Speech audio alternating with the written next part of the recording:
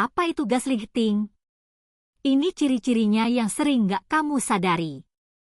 Kamu terlalu sensitif, deh.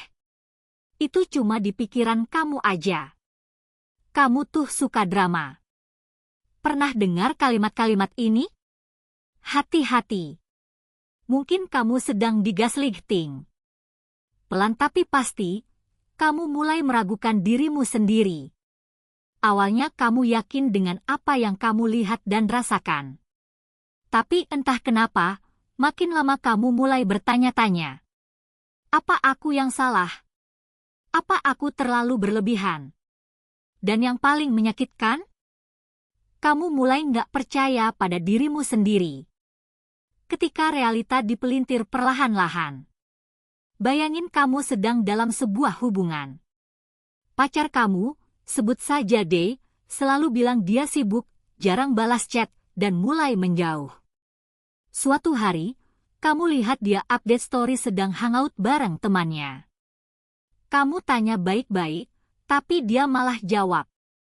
Kamu tuh paranoid banget sih. Aku butuh ruang, bukan interogasi. Besoknya, kamu merasa bersalah. Kamu minta maaf karena sudah berlebihan. Padahal, kamu cuma ingin kejelasan. Dan itulah inti dari gaslighting. Memanipulasi seseorang sampai ia meragukan persepsinya sendiri. Apa itu gaslighting? Gaslighting adalah bentuk manipulasi psikologis di mana seseorang membuatmu meragukan kenyataan, memutarbalikkan fakta, dan perlahan-lahan menghancurkan rasa percaya dirimu. Istilah ini berasal dari film Gaslight 1944, di mana seorang suami memanipulasi istrinya hingga ia percaya dirinya gila. Ciri-ciri gaslighting yang sering dianggap sepele.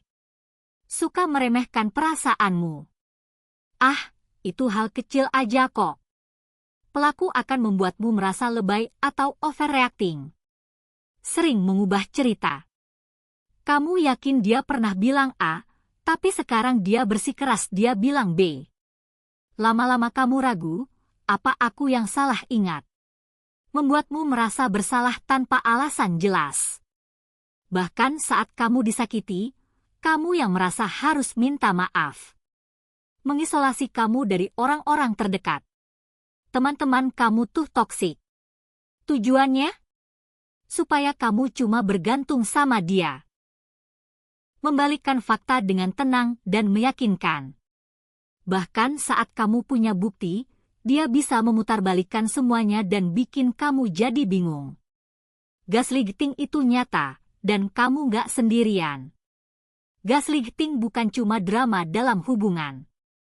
Ini adalah bentuk kekerasan emosional. Dan yang paling mengerikan, korban sering gak sadar kalau mereka sedang dimanipulasi. Kalau kamu pernah atau sedang mengalami hal serupa, ingat. Perasaanmu valid. Realitamu sah. Dan kamu punya hak untuk mengatakan, cukup. Yuk diskusi.